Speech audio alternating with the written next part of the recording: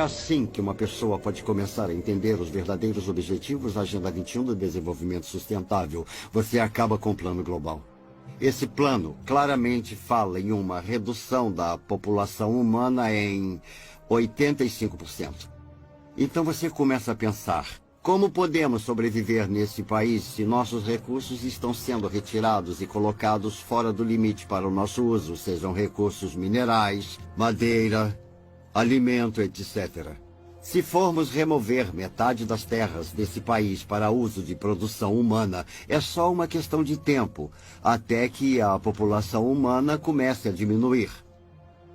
Mas quando entendemos que esse é o plano das Nações Unidas, podemos começar a colocar isso na perspectiva que precisamos. Maury Strong, das Nações Unidas, ele é um cara muito altruísta.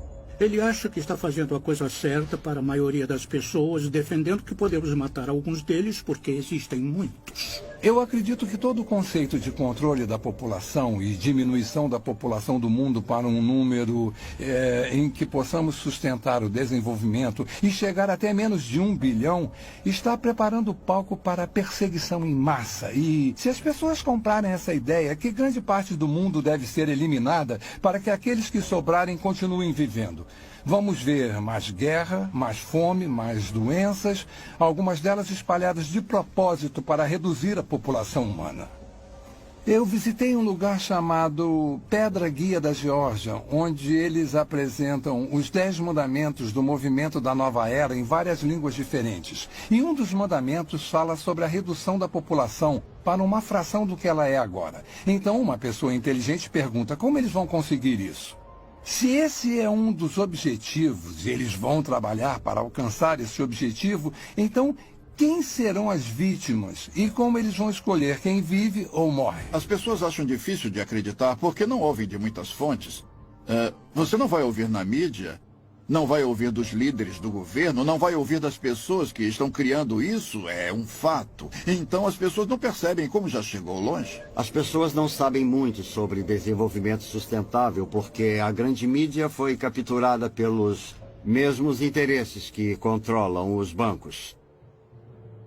Nosso sistema de informação público foi comprado ou foi tomado por essas forças que desejam a criação desse mundo. Único em que os seres humanos se tornam bens da elite mundial. E parece que há muitas pessoas se oferecendo para serem mestre de escravo e manter essa informação escondida. A perda da liberdade não está sendo imposta para a maioria das pessoas no mundo ocidental, não está sendo imposta pelas forças armadas, com baionetas, armas e bombas, mas com propaganda. Eles nos convenceram. Apareceu na capa do New York Times, do Washington Post, do The Globe and Mail, do Toronto Star, ou do CBC Nightly News com Peter Mansbridge, se ele ainda estiver por aí vivo.